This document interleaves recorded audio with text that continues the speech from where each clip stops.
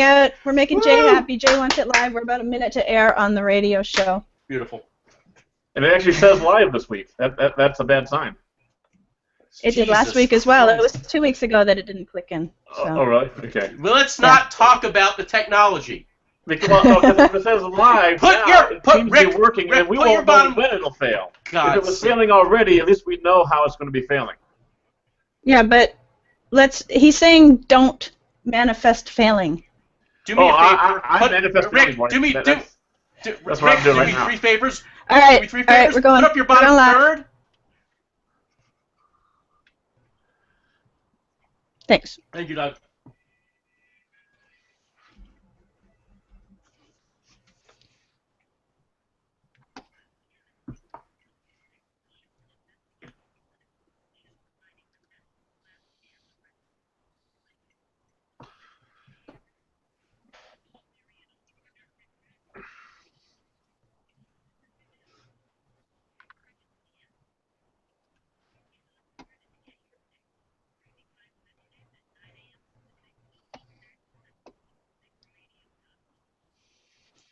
Welcome to the Political Fix on this Wednesday, September 10th. It's 9:10. I'm Heather Vale, and I'm here with my co-hosts Jay Amernick and Rick Raddatz. Jay Amernick is a strategic planner that helps his clients create and implement plans, goals, tactics, and benchmarks. He also serves as the bridge in Nevada for Israeli companies who want to expand their business in the U.S., and his development labs create smartphone apps and inventions. Rick Raddatz is a serial entrepreneur and internet marketer with a degree in philosophy. His political development is called The Solution, which forms the backbone to this show, and the solution, as he says it, is to cap and prioritize government spending. I'm Heather Vale, also known as The Unwrapper. I'm a freelance interviewer, journalist, videographer in all media. Welcome to the show, guys. How is your week going so far? Good morning. Good morning. I'm a little. It's tough. We're sort of saying goodbye to summer, and I got to tell you, this was a very good summer. So It was the summer of Jay. I was the summer of Jay. I lament. I lament it ending. So. Well. Everything though, right? Turn. We actually have. Well, we've got another 10 days of summer officially, so. Yeah. You know, you could just embrace. No. The Grinch who stole summer. Not technically. No, technically it does. Technically it ends on September 20th. No. Technically these are all made-up things. In order to enslave children back in It doesn't make any sense. It does, because every season is 3 months. There's 4 seasons, there's 3 months each. It goes from equinox to September, equinox. October, November is fall. December, January, February is winter, clearly. March, April, May is spring. June, July, August is summer. How simpler can it be? Yeah, well, that's how kids look at it, but technically, the changeover is around the 20th and the 21st of each quarter. No, that's silly. It's silly. Okay, it's silly. All right, well, let's cap and prioritize that. Okay. Let's make the seasons consistent around the world through capping and prioritizing. Well, capping and prioritizing is the first step towards rational thinking, and when the whole world is thinking rationally, that will be the conclusion it reaches. So, well, in the northern hemisphere at least. But there you go. Right. Okay. And we do cap and prioritize when the seasons come, because we think about it. People ship their wardrobe. People actually do cap and prioritize. We've talked about it before that it all works on a microcosm. We just have to get it to work on the macrocosm, and then ultimately globally.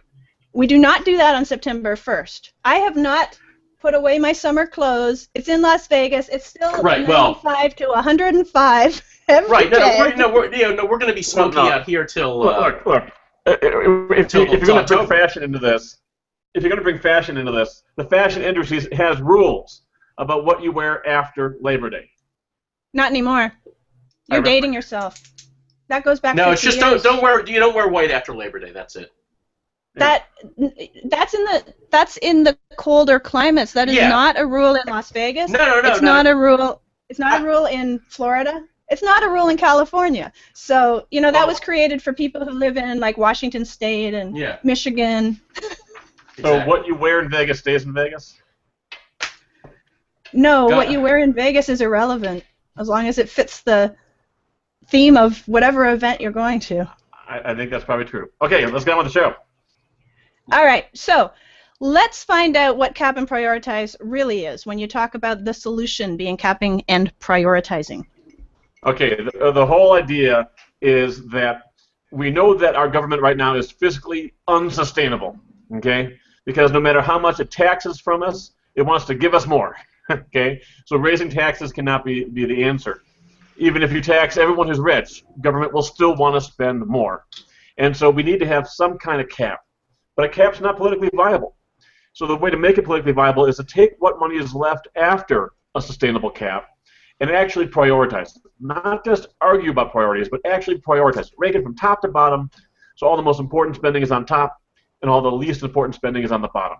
And what that does is that helps make sure that the people who need help most and the ideas that help them most get priority.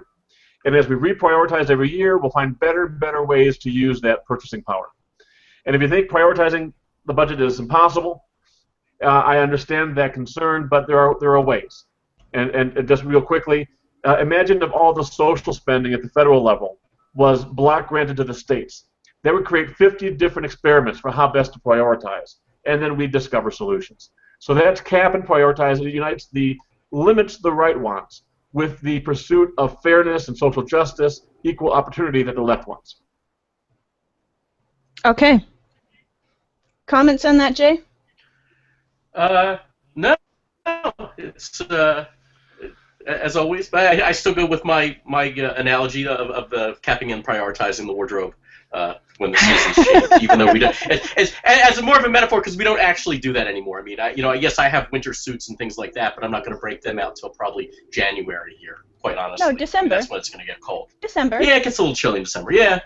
You break them out for Christmas time. That's what you do. Oh, yeah, you don't do Christmas. You break them out for Hanukkah. Holiday season. How about that? Yeah. No, my people do Christmas. It's just we either have Chinese food or go bowling or see a movie. Oh, okay. Because that's what's open. Yeah, Well, in Vegas, though, everything's open in Vegas, so it's a different thing here. Yeah, exactly. However, there are still a lot of people who go to the Chinese restaurants. Like, I've seen signs on the Chinese restaurants saying, this is our busiest day, thank you. Well, that's not here, though. That's here. I've seen signs on the Chinese restaurants here. I really have. Yeah, last year. Oh, because sometimes I'll go to the buffet, Oh. Which will have Chinese food, usually. So perhaps.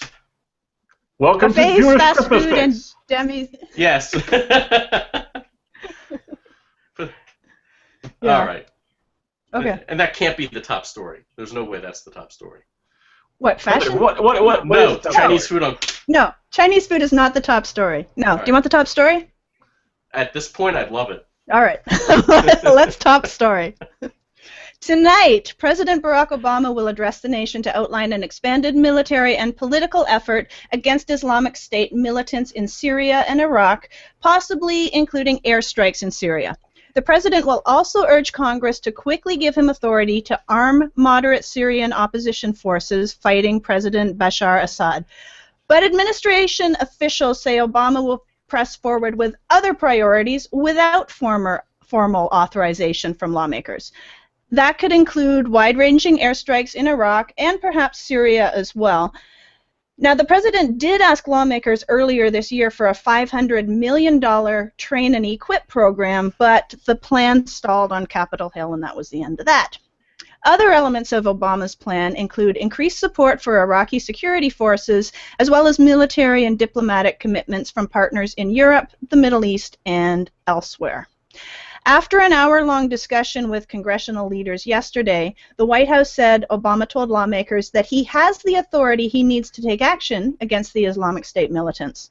The White House added that the president still would welcome action from Congress that would aid the overall effort and demonstrate to the world that the United States is united in defeating the threat. For Obama, a sustained U.S. intervention in the Middle East is kind of at odds with the vision that he had for the region when he ran for president on a pledge to end the war in Iraq, where American fighters ended their mission nearly 3 years ago. The timing of his announcement tonight is also kind of interesting since it's scheduled in prime time just hours before anniversary commemorations of the terrorist attacks of September 11th, 2001. Germany has decided to send assault rifles, ammunition, anti-tank weapons, and armored vehicles to Kurdish forces in Iraq fighting the Islamic State, breaking with Berlin's previous reluctance to send weapons into conflicts. Now, these deliveries haven't yet started, but last week Germany sent a first plane load of military equipment, including helmets, protective vests, field glasses, and mine-searching devices to Iraq. On Capitol Hill, there was little consensus on the scope of Obama's authority to broaden the campaign against the Islamic State extremists. While some lawmakers say the president has the power he needs under the Constitution, others were seeking a more central congressional role in the effort. And that is the top story. Comments, Jay? Yeah, well, one of the things that I found, most interesting actually is that that this policy is now at odds with what he ran on, which is not uncommon of pretty much any president. Especially when it comes to foreign policy, because there's a whole lot of stuff that you don't know about when you're running for president, and you think you do, or you don't care that you don't. Okay, you're just trying to get votes. Mm-hmm. You get in there, the first thing that happens to you, literally on your first day in office, is you get a briefing from the, I believe it's the head of the CIA, if not like, sort of, the Joint Chiefs of Staff, who say, this is what is going on around the world, this is what we're involved in, and will continue to go on until you tell us otherwise. At that point, usually the President of the United States, needs smelling salts, because it's a whole different world than he thought was envisioned in his or possibly her campaign platform. So I like that this president, like other presidents, had become flexible when they see the reality on the ground and not sticking to some totally bogus campaign promise. That's something else people should learn. When they make these promises about foreign policy, they literally do not know what they're talking about. 75% of the time, 75% of the time they are not 100% informed, because they can't be, because it's literally above their pay grade, as whether they're a governor, whether they are a senator, whether they're a member of Congress. Yeah. Okay. Yeah. Actually, I'm not sure that's true, Jay. I thought I heard, and I'm not sure on this, I could be wrong, but I thought once the major party candidate is nominated, I think they have some sort of threshold for determining major party. I think they do start getting briefings. No, not everything. Oh, right. There's a whole lot going on that they don't know about and will not know about until they are sitting in the Oval Office. They get the secret presidential book, kind of like in that one movie, The National Treasure or whatever. Yeah, exactly. the president's book of secrets they get. Yeah. They get and that tells them about the aliens, about Area 51, Kennedy. Area 50. Yeah. So yes. Here's my take on this. First of all, the story said President Obama will do this tonight, and we don't really know that. That's what we all expect. Usually, Obama disappoints on the weak side, meaning you would expect the president to say X, Y, and Z, and he becomes a little bit short of saying that. And when I say on the weak side, I don't mean that necessarily as an insult or a cut, because I think George Bush, was too strong, for example, and a little bit too aggressive in some of the things he did. And so I don't know what's going to happen exactly tonight until it happens, but I would not be surprised if Obama says contradictory things, because he's done a lot of that recently on this issue, where he says, we will fight until they're exterminated, and then he says we'll reduce them until they're a tolerable threat or something like that. So where we actually come down, I would be surprised if he actually took a firm stance. However, the pressure is mounting for him to do something more than talk. So I think something will happen. Okay, well, this is what he is expected to address the nation with tonight is based on the discussions he's been having with Congress and what he's already said that he's going to do. So it's not just speculation, it's actually coming out of his mouth. But aren't you the one who usually likes to predict the future? Like, aren't you the fortune teller on this show? No, good question. If you want to predict the future, you have to go by the long-term trends. In other words, it's easier to predict what will happen in 20 years in some ways than what will happen at the speech tonight. Because Obama can make any goofy decision tonight, who knows? Okay, that he's in total control over that. Whereas over the long term, the trends dictate certain things. And it's not so much that I can know what year something will happen, but I am confident that humanity will figure out this cap and prioritize idea within a modern democracy at some point. Switzerland is already pretty close to it. Germany is already pretty close to it. The state of Oregon, with the way they cap and prioritize their Medicaid spending, is actually very close to it. So I predict that some nation, sometime in our lifetime, will discover the power, the social justice power of capping and prioritizing, consistent with conservative limits on government, and then that will start to unite the left and right values in government, and then that's when it starts to work. That's when it explodes. When that happens, I don't know, but that is the future I predict. Okay. On that note, let's take a quick break, and when we come back, we'll continue this discussion, and we'll also have the inside perspective with Jay Amernick. So we'll be right back with you on the Political Fix.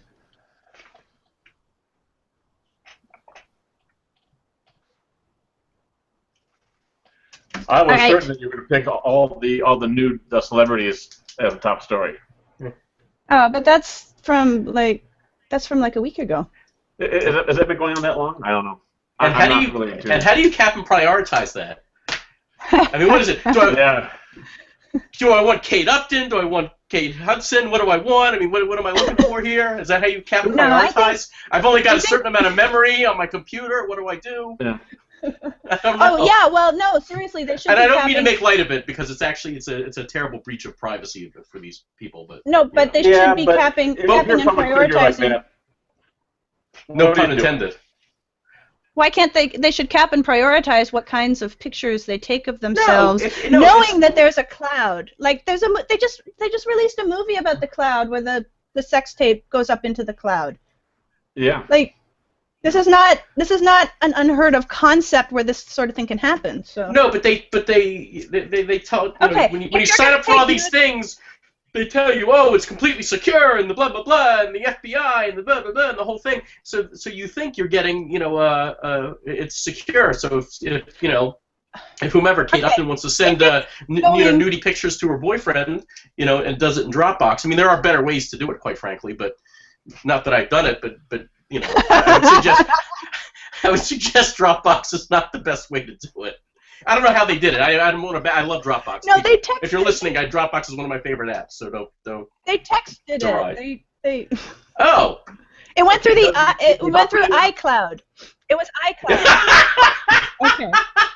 iCloud. It went through iCloud. iCloud backs up every photo you take on your iPhone. Apparently, that's so. Don't take nude photos on your iPhone. That. Anyway. Yeah, okay. No, I don't Let's see. Get back to the show. God's sakes. Welcome back to the Political Fix. I'm Heather Vale, here with my co-hosts Jay Amernick and Rick Raddatz. Before the break, we were talking about the top story, which is President Barack Obama addressing the nation tonight. He is expected to say certain things about what he is going to do in Syria and Iraq as far as military attacks. And Rick doubts whether he will actually go through with what the officials are saying that he will say. So we were just discussing. I'm gonna double down on that because Obama recently got into trouble with his political base by postponing immigration executive orders and such until after the election, and so he is even more in trouble with his base now than usual, and so that's going to further prevent him from doing something aggressive militarily. I'm guessing. However, he's already been talking to Congress saying that that's what he's going to do. Yeah, let's talk. We'll see. Yeah, no, that's right. Well, actually, I believe that the major news outlets actually already have a copy of the speech. It's just been embargoed. which means they can't print excerpts from it. Right, but they know what they can write and say he's going to say what he's going to do in Syria, but we can't tell you. They can be vague. They can't be specific. On a matter of foreign policy, I seriously doubt that. I bet you they have some talking points and some quotes, perhaps. But there can't be specifics. Is being held back. Okay, that's quite possible too. Yeah. But still, if they've got the talking points and I say that because if something happens between now and 8 hours from now, we don't want a provisional draft of history being out there in the press because that would get out. So there's no way that they've given out the full speech, although they may have given out some little tidbits. Well, the speech itself may not have specifics in it. Regardless, the fact is that this is what he is planning to say. So to sit here and say, oh no, he actually won't say what he's planning to say, what he's been talking to Congress about, what he put on the talking points that have gone out to the media, everybody knows what the plan is. You can't just sit here and say, nope, he's not going to do it. He's going to change his mind. Okay, he can, and he did. I'm going to triple down on this. Should I don't know if you can do that in Las Vegas, but I'm going to triple down on this and say that what Obama is doing right now is setting up Congress. Okay, he's talking to Congress. He's talking tough right now to appear tough. And I think what he's going to do in the speech tonight, this is a bet. Okay, this is just a pure speculation here. But I'm going to bet that what he's going to do is put the ball in Congress's court, knowing that the Republicans then will look bad for not having their own plan. I'm not sure about that because when it comes to foreign policy and stuff like this, they will very rarely behind closed doors screw around. Exactly that. He did exactly that with the Syria red line. He's done this before, so I'm predicting he does it again. But did the Republicans take the bait? I don't think they did. I don't know, but a speech is just talk, so he can frame it any way he wants to, and then cause the argument to happen. And I think he's going to talk a little tougher than he normally talks. He's got to do that, but I think he's going to kind of leave the ball in Congress's court and ask them for confirmation of a plan or whatever. When that doesn't However, happen, he clearly said that he believes he has the authority under the Constitution. That was a direct quote, that he has the authority to do what he wants to do under the Constitution. And, it would be nice if Congress was on board, but they don't have to be. That's kind of the gist of it. I would, yeah. I guess he did that in Libya, so that there actually are examples both ways. But this is a bigger mess than Libya. With Libya, he could lead from behind. And here he kind of can't. Right. So it'll be very interesting what actually happened. No, but I mean, on the opinion side of it, I would suggest that doing something is actually a good idea. I might, we'll probably end up, either fighting them there or here, and it's preferable that we fight them in another country than we do on our own soil. So. Mm-hmm. Yeah. Okay. I thought that, Rick, you would zero in on the part about the $500 million train and equip program that he wanted to do and talk about capping and prioritizing military training programs or something. When it comes to cap and prioritize with military spending, that's actually not part of the social spending budget. That's a whole different budget. And so in the course of military exercises and diplomacy, you need to have a little bit of a slush fund to do those kinds of one-off operations, without a committee deciding things. So that's totally appropriate, and that's well within the noise of the budget. So that's not a budget-busting deal. If it starts a war like he did kind of with Libya, and it goes more than 30 or 60 days, I think is the limit officially. That's where he starts to kind of cross the line. But the president does have a wide range of options to go and do stuff around the world. So he does clearly have that authority, and we'll see. Okay. That's a lot of money, though. $500 million. No, it's not a lot of money. It's yeah. Okay. It seems like a lot of money. Like you give me that money, I can do a lot of good with it. Okay. Yeah. But the government needs that money just to do anything. So and it's right, and it's like the number one thing the government is tasked with doing in the Constitution. So, and you know what? of all the things the government spends money on, the military spending, in all of its waste, is still the best and most effective use of money that government has. Okay, it's the one thing that yeah, there's a lot of waste, but it still performs and even achieves its primary purpose, which is to encourage foreign nations, primarily, and foreign groups, to use their resources in alignment with our interests. Doesn't work perfectly, but that's the whole point of diplomacy plus, a strong national defense. That's right. Is, hey, don't mess with us, and hey, if you want to, partner with us, you got to kind of step up in these other ways, and in other words, use your resources in ways that benefit us. And so, in that way, I actually believe it's important to overspend a little bit on military spending because you don't want to be caught short in that one area. Yes, Okay. and there are also benefits outside of the fact that they protect and defend us.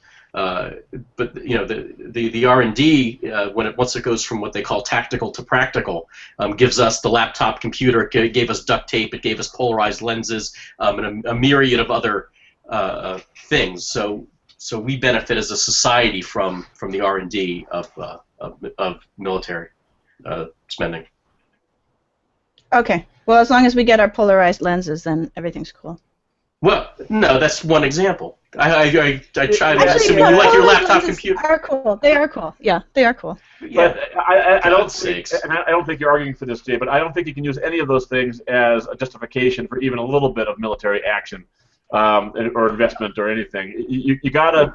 I'm saying it's ancillary national too. security, and just know that there is a little bit of icing on the cake, but that's not Yeah, something that of you course. factor into the strategic decision. Yeah, I agree. Yeah. No. And they don't think like this will be great in a household 10 years from now. They're thinking this is going to help us in the battlefield right now. Everybody needs a vertical takeoff jet. Well, no, okay. Actually, Oh, now you got him thinking. Yeah. wouldn't mind. But there are a lot of medical procedures and things like that we benefited from. So it's actually saved civilian lives outside of how protecting us. how the heck could Arnold Schwarzenegger make a great movie like Predator without one of those big machine guns to go like this with? So there is a lot of value added into even the entertainment industry. It all crosses over.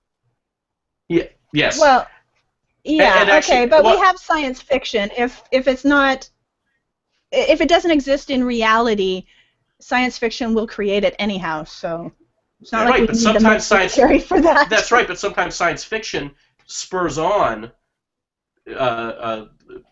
technology and everything like that. The concept of the flip phone flips because of Star Trek. Yeah. Not that anybody uses a flip phone anymore, but initially that was the... Well, 10 years ago, you didn't use anything but a flip phone. That's right. I was a Yeah. Nokia rep And back I'm then. working on my tachyon generator in the back over here. So yeah, it becomes science fiction enough. Great. Yeah, I was a Nokia rep 10 years ago, and people just kept saying, "But you don't have a flip phone. There's no flip phone. It's candy bar. I need a flip phone." So yeah, and now nobody wants a flip phone. No. It's too bulky. Well, All right. what do you mean it's too bulky? It folds down. It's small and teeny, but you can't have it as a smartphone because now people want the screen because they're doing a lot more things with their phone than just using it as a phone. I barely use mine as a phone. I barely everything use mine but a as a phone. phone too. Yeah, Okay, exactly. Here we go. I'm going to tie flip phones into Captain Prioritize. You ready? Okay, yeah. Okay. Flip phones and the birth of them and then the death of them, and maybe they'll come back someday, but is an example of the competition in capitalism discovering higher and better uses for resources. Okay, we're learning how to use our resources better and better through this marketplace of ideas, essentially. And what Cap and Prioritize does is it forces the same kind of competition to happen within government spending. Okay, so what I'm going to say is that Cap and Prioritize is the social justice equivalent of capitalism. Because what it does is it uses competition to force government to find better ways to help people, the same way that capitalism uses competition to force products and services to get better. And there's no difference except for those two different contexts. One's about economizing private resources. The other is about economizing public resources. And so I want you to imagine what 200 years of social justice evolution within the competitive government marketplace, cap and prioritize, will create in terms of ways of helping people down to the very, very precise level. So what I'm imagining is that the government switches over to almost all voucher payments to help certain individuals in certain ways, and those ways go away if the individuals don't step up, or they persist if the individual truly is incapable, and then that's more of a true charity kind of case.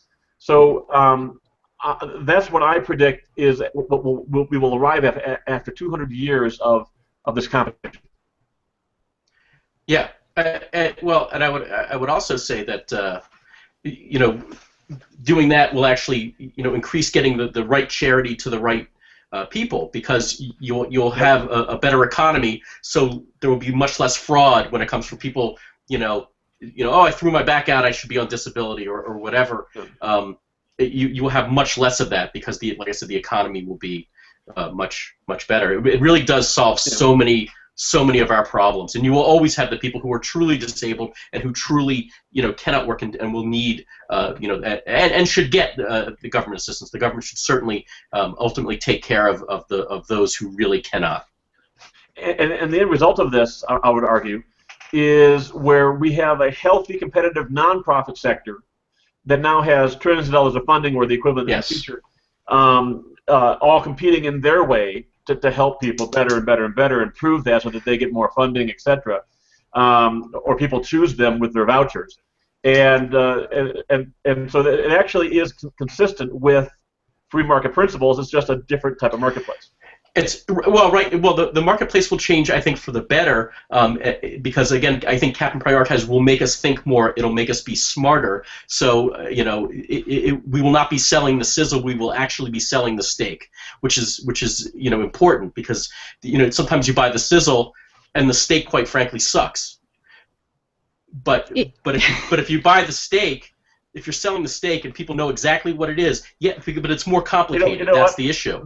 That's what government is right now, the sizzling turd. and they sell. I did not say that. And you get the turd. I think that's what you said. You did. You said it tastes like crap. You did. Yeah. Did I say crap? Yes. I apologize. It's too early in the morning to work blue. I'm sorry, people. Your idea, the sizzling turd. Right. That's a great name for a radio show, by the way. No, it's not. It's a good name for a punk band. Oh, God. There you go. All right, we're going to take a break on that note. We'll be right back in a few minutes on the Political Fix. Oh, God.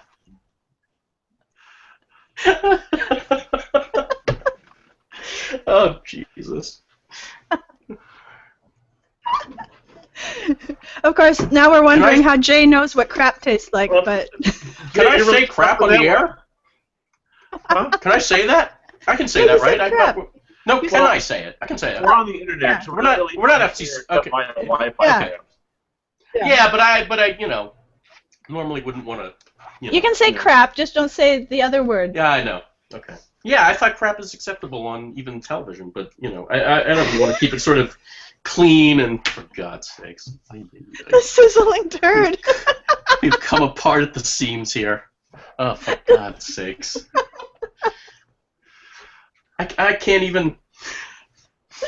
Oh my God! Compose myself before we go on.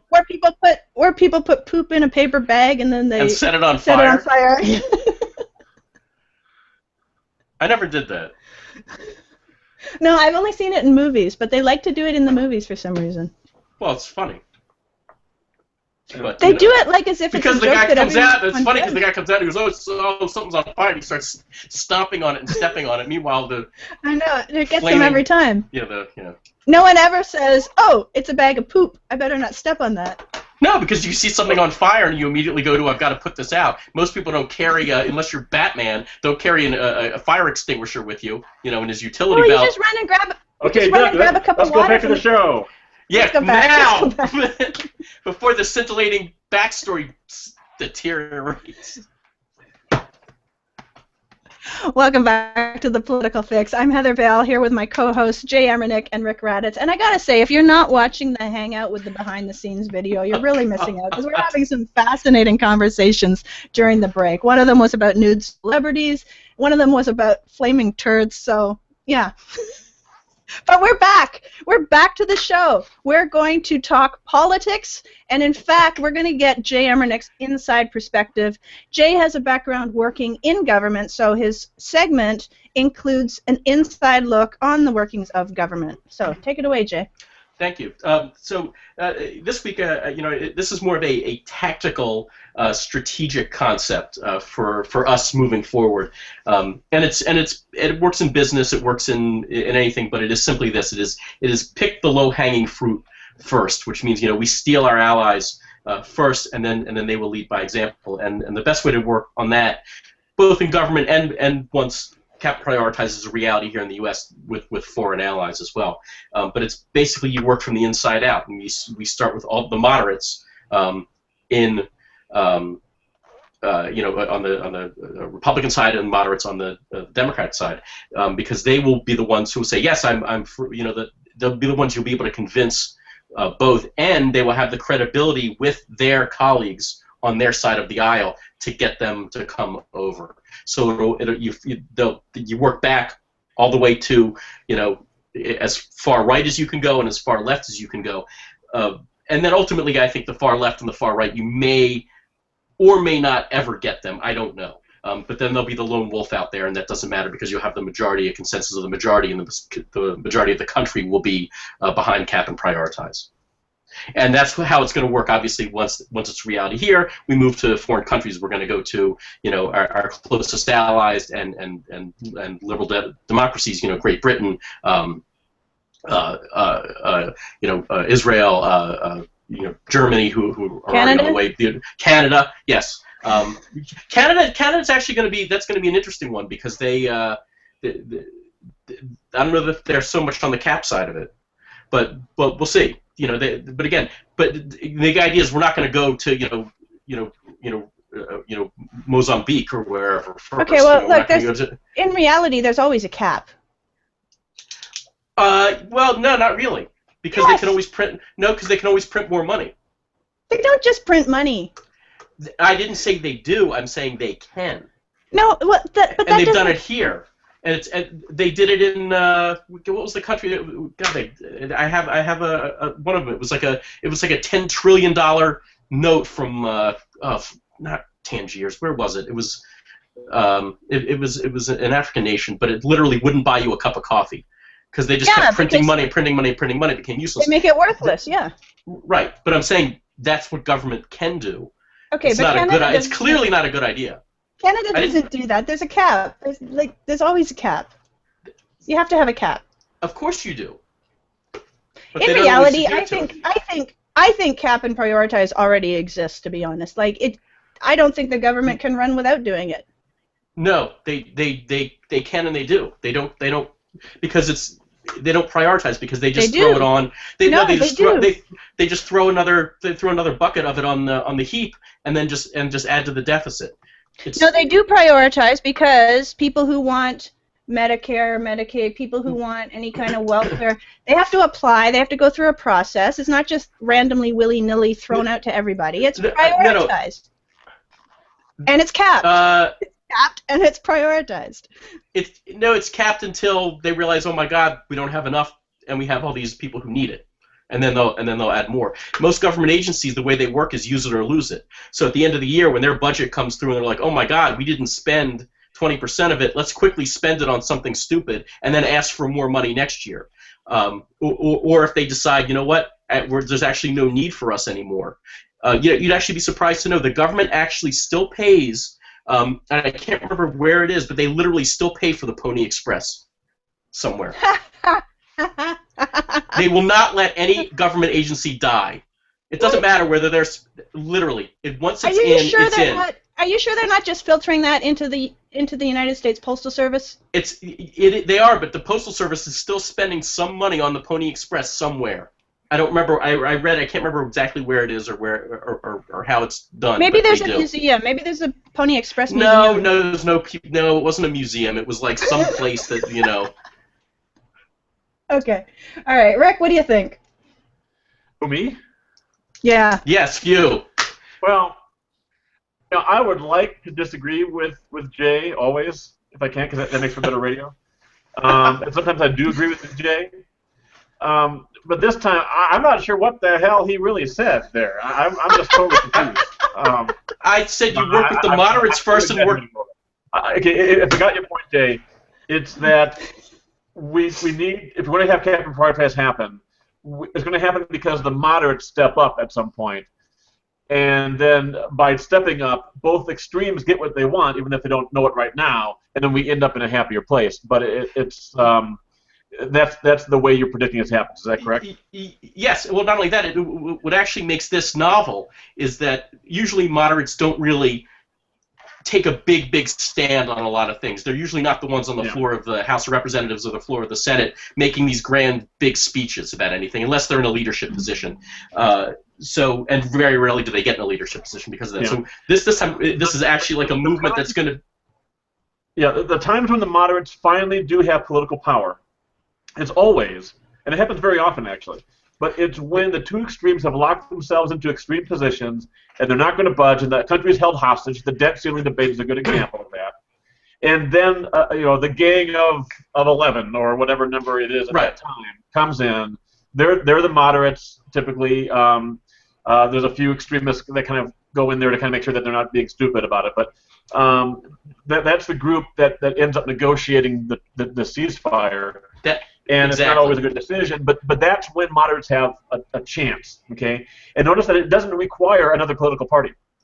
And that's why we don't need 100 million moderates to unite behind cap and prioritize. We need the academic community to figure it out. We need the think tank community to figure it out. And we need like 1 million moderates to come together and say, hey, this makes sense to us. And then both sides will see that momentum. The moderates in Congress will see it too.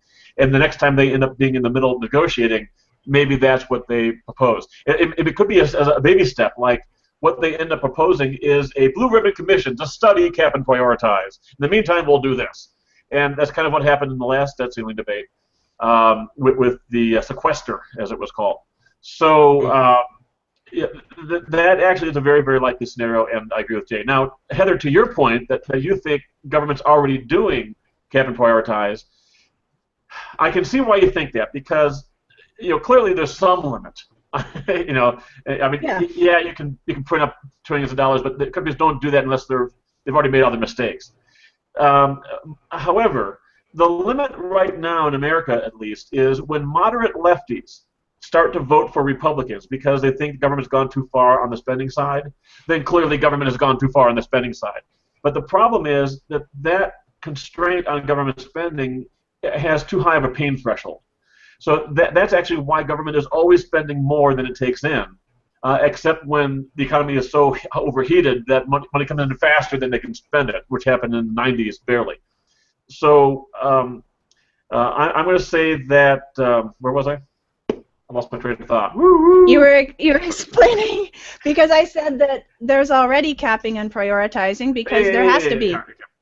Yeah. So I'm going to say that there's a kind of a cap. There's some pressure on how much you spend, but the kind of cap that we need is a cap where there's so much agreement across the political spectrum that yes, we need that cap, that we stop arguing about how much to spend and we start arguing about how well to spend it. And that's actually what happened in Canada about 10 years ago when they reformed most of their entitlements, everything but healthcare essentially. They ended up saying, look, we know we need to be fiscally sustainable. Let's agree on that, left and right. And now let's figure out how best to spend it. And they decided to not spend it at the federal level there, but to delegate it to the provinces. And actually, they gave the provinces amazing free reign to do whatever goofy thing they wanted to do, and it's kind of working. Okay, so that's a good thing. So Canada actually essentially has adopted cap and prioritize with all of their entitlement spending besides healthcare. Now, in terms of prioritizing, some of our government's money at the federal level is prioritized and some of it isn't. The Pentagon's spending, all the military spending, largely is prioritized, and that effort is mainly led by the Pentagon, kind of overseen by Congress. Then there's the discretionary spending, so-called, because all spending really is discretionary, but the discretionary spending is divided up among, 12 or 13 different subcommittees, and each subcommittee is given a budget, and then they prioritize within that budget. They don't publish the priorities, And that's important to cap and prioritize because it's the transparency of a prioritized budget that forces the best stuff to happen. And the area where it's most important to cap and prioritize is actually the areas where it's hardest to, and that's in the social spending, because it has its own momentum. It's a political nightmare to even discuss it, and so we have to have kind of the idea out there in the public first. Then we can tackle this big giant of a problem, and some of the spending is based on need, and so the merit-based, the need-based spending, I forget, they call it means testing. Some of that is essentially a form of prioritizing, but notice how locked in it is. Okay, it's very chunky. It's hard. These are promises essentially made to people, and people don't want their promises taken away. Under a truly capped and prioritized budget, there are no promises anymore. There is kind of a collective promise that we're going to be using this money in the best possible way. That's a collective promise to the collective. But there are no promises to individuals under a pure implementation of cap and prioritize. There's just the knowledge that if you truly need help, somehow it'll be there, but you don't want to be that bad off, so you're going to try your best and be productive. That's when cap and prioritize is mature. Okay. However, I'm going to disagree on the healthcare in Canada not following that model, because first of all, it's also provincial. Secondly, there have been caps and priorities put into place over the years. For example, 15 to 20 years ago, it used to cover chiropractic care and eye care as long as it was with an ophthalmologist and not an optometrist. And then slowly they took those things out. I said, okay, no longer is the healthcare going to cover chiropractor. No longer is it going to cover these sorts of things with eye exams. It's only going to cover this. So they're constantly tweaking and capping and prioritizing what the healthcare, the universal healthcare, covers. So So the next step beyond that, I guess I'm thinking a little bit more towards the ideal, and that's not always the right thing to do. But the next step beyond that level of cap and prioritize would be where they start switching to vouchers, and so they have a private healthcare industry doing. There is a private healthcare industry though, because the healthcare in Canada only covers the basics, and it only covers certain types of doctors. If you want premium care, you still have the option to pay for it.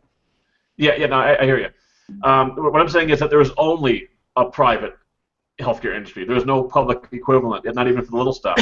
But what is done is funding through vouchers for all that stuff, that people can pick their own healthcare plans on the open market, and through competition, we find the highest and best use of all of those resources. So I do agree that Canada is moving in the right direction, and is better than the U.S. in some areas and worse in other areas. But I do agree it's moving in the right direction. Okay. Cool. So let's take a final break, and when we come back, we're going to hear Rick rant about something. We'll be right back with Rick's rant on Political Fix.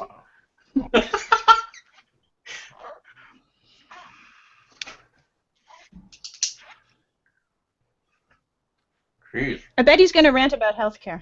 Was it a full moon last night or something? Almost. It was really, really close. There was just a little sliver missing on the right. So. There's always I'm going to rant about something that will happen on 9/12. Okay. Do you know what's happening on 9/12? Anyone? No, it's the day after 9/11. Oh, there was a comedian. All right, we'll hear it. I like to hear it. We'll hear it. I like to hear it fresh on the air, so it's not yeah. planned or anything like that. So we're all sort of just, hearing it for the first time. Exactly. Yeah. And people need to know that we don't. I take a few notes on my. Should I use my radio voice to rant today? Yes, you're Paul Harvey. Okay, let's go back to the show. We're ready.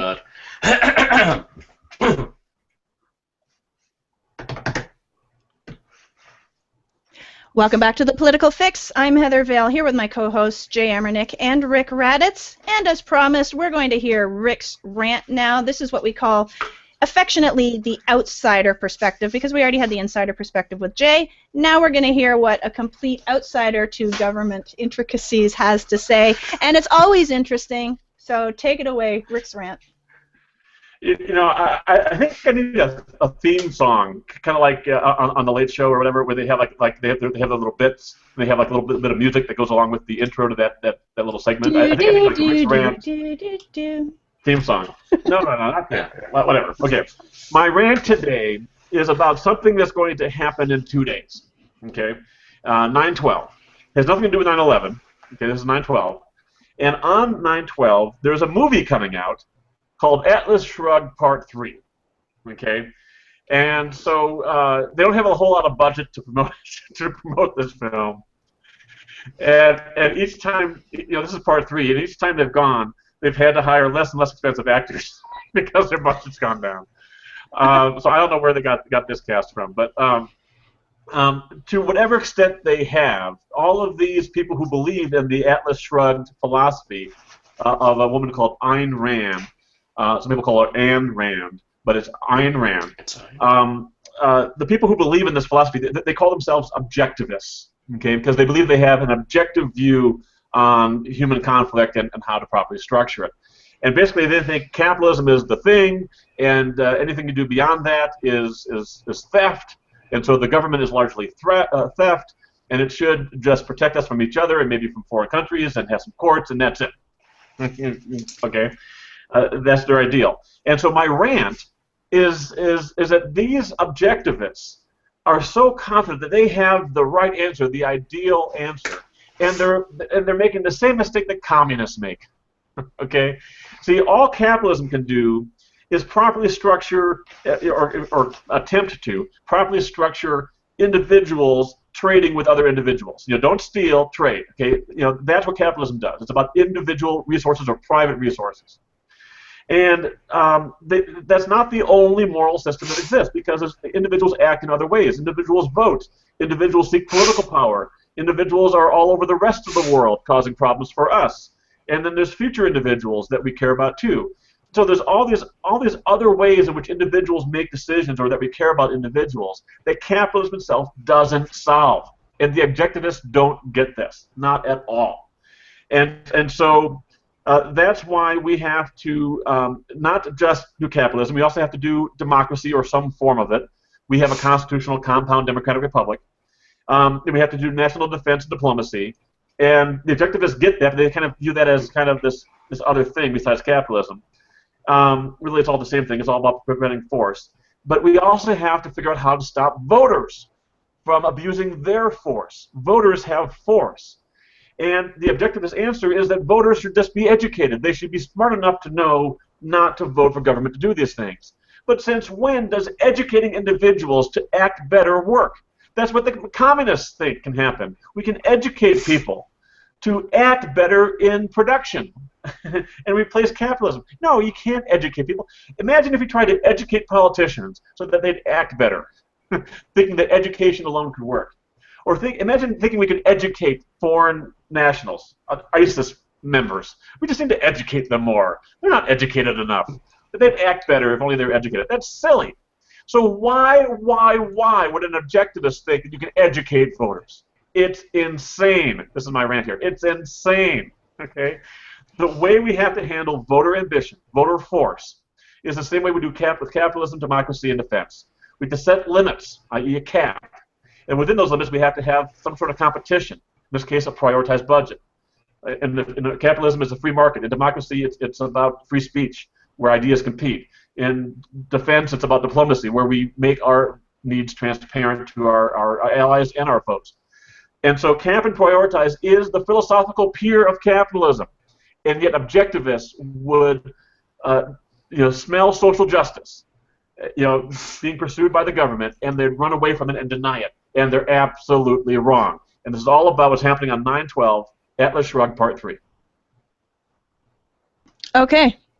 Jay, did you see Part 1 and Part 2? No. I mean, I've read the book.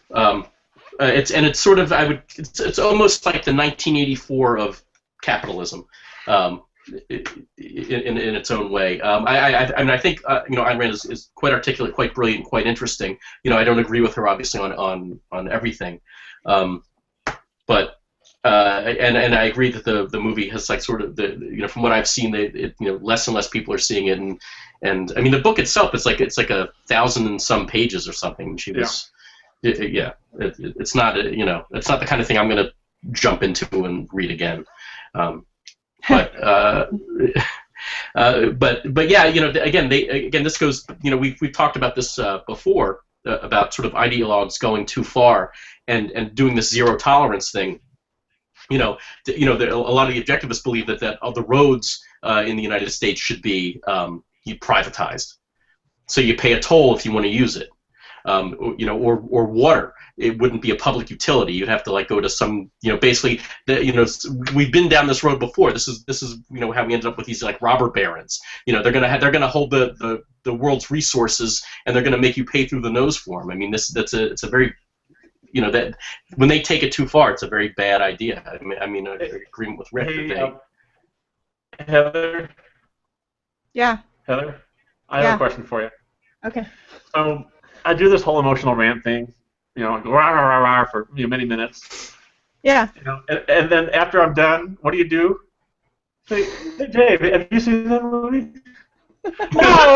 The proper response to a rant is, yeah, something. I just answer the questions.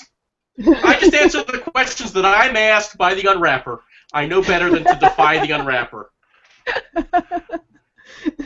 Now, let me ask you though. Is it because my rant isn't powerful enough, or I mean, is it my fault? Is it me? For God's sakes. Yes, it's your fault. It's your fault. Is Heather ranting against your rant? No, I don't rant. I usually don't rant. Okay. However, I was thinking, like I know a lot of people who think that she is just a goddess, pretty much, a political goddess. And, when the first one was coming out, they were talking about, oh, the first one, the Atlas Shrugged, yeah, I can't wait to see it, oh my God, everyone has to go see this movie. And I didn't even hear about part 2. I did not know there was a part 2, which is why I asked that question to Jay. It's like, the whole rant, I'm sitting there thinking, they're on part 3? Okay, I did not know that. And they're thinking about doing a TV miniseries to kind of reboot the franchise. Oh dear God. Oh, are they going to fund it on Kickstarter? No, that would actually be interesting if they did.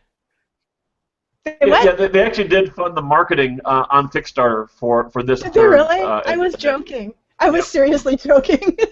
No, they did. They raised $250,000. Okay. Well, that kind of makes sense, but I was just thinking of Veronica Mars and some other indies like that wanted to reboot series. So, yeah. Yeah, I'm actually meeting next week in D.C. with one of the two leading philosophers in the objectivist camp. When Ayn Rand died, it's kind of split into two competing factions. One says objectivism is exactly what Ayn Rand said it is. It is a closed system. You might discover new things on the edges of this belief, of this body of knowledge, but objectivism is what Ayn Rand said it is. It's closed. And the other camp, a smaller camp, says no. Objectivism is about using your brain, about thinking about the objective world, using reason, and so we should never stop thinking. We should never stop challenging our assumptions, and our goal is the pursuit of the truth, wherever that leads us. And I actually believe in the second one. I think all people of all political persuasions should pursue the truth wherever it leads them. But I'm meeting with the head of that open objectivism, it's called, camp in D.C. next week, and so we'll see if I can, I'm going to do the rant essentially in a more calmer way, but see if I can break his argument by his assessment. Okay. So we're out of time for this show. However, next week we're going to find out what happened when Rick ranted, and we're also going to find out if his prediction was correct about what Obama is going to say in tonight's speech, or what, more specifically, Obama will not say in tonight's speech. And what's going to happen with September 12th. Yes. So check out politicalfixradio.com. Check out our archives there. We'll be back with you next week. On behalf of myself, Jay Amernick, and Rick Raddatz, have a fantastic week, and we'll see you same time, same place next week.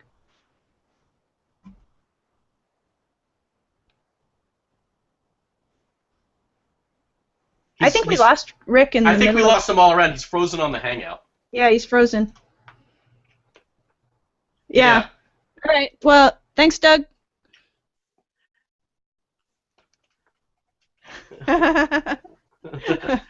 Awesome. Thank you, Doug. All right, thanks, Doug. And we're going to sign out the Hangout for today as well. Thanks for watching, and we'll check you back next week.